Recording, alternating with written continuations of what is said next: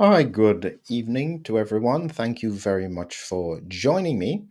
I'm here to ask an important question about potentially the lower drug tolerance that could be in existence for people who are vaccinated. Now, this is not specifically just related to drug overdoses, which is what I'm focused on this evening, but it's a general question as to whether or not the general population has a lower tolerance to specific toxic kinds of drugs.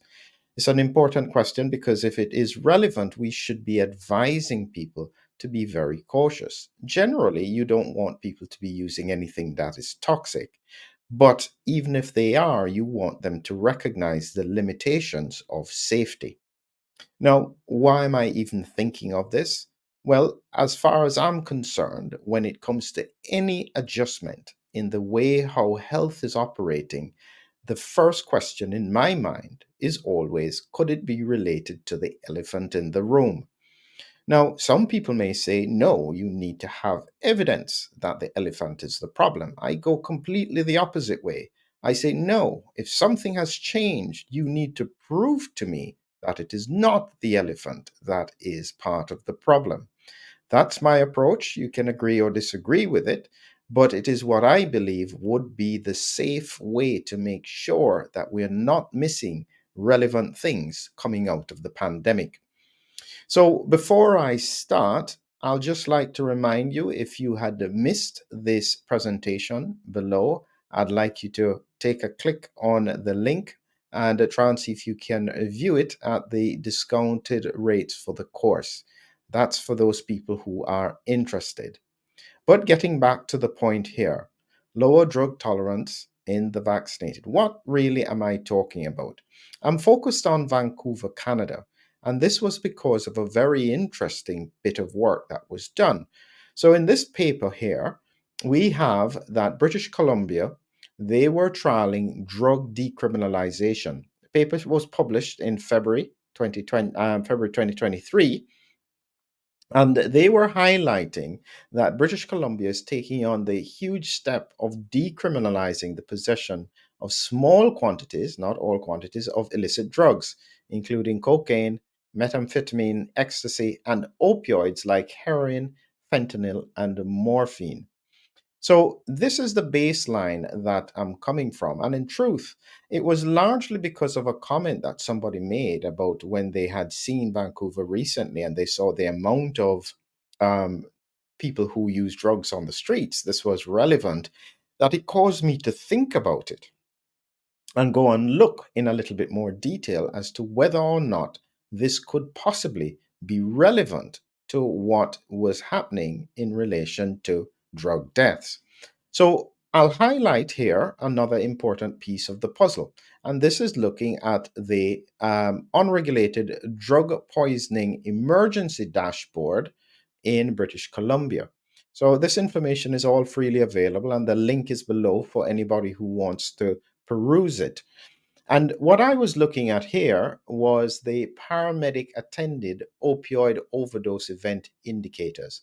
So they were looking at people who had overdose events attended by paramedics on a monthly rate. And you can see here that this is going all the way from 2015, and you can see here a steady rise, and then it plateaus here. And now this is now, I think, a little bit of time in the period where they were doing the decriminalization. So there's a stable period here. But beyond this point here, this is just beyond 2020 going into 2021, you see a significant rise up here, which has then been sustained over time. So the question would be, why would we see this kind of sustained pattern with regards to drug overdoses and the paramedics and deaths? And this is the link that I think is relevant in terms of a paper that was published recently. And this paper was looking at sex specific differences in myocardial injury incidents after the COVID-19 mRNA booster vaccinations. And they were looking at males and females, and they found quite interestingly that the incidence of myocardial injury up to 30 days after the vaccine was higher in women than it was in men. This is different from what we used to see, where younger males were the ones who had the most significant events. So that in itself was a very interesting finding in the paper. But the more important issue was to do with the frequency of this occurring. And the frequency in the context of the paper was almost 2.8% when they looked at the discussion in the paper. I'll highlight it here so that you can see it. And so, in the discussion in the paper, they found that they confirmed that the booster vaccination was associated with elevation of markers of myocardial injury occurring in 1 out of 35 persons, 2.8%. This is significantly greater than what had been estimated at 0.0035%. And this is what is tend to be quoted when they say that actually the vaccine is extremely safe and effective. And if you mention myocarditis, they will be referring to that 0.0035% rate that they noted for myocarditis. Remember, this study, in terms of troponin levels, was finding a 2.8%. That is a very significant difference. 1 in 35 people could have some degree of myocarditis.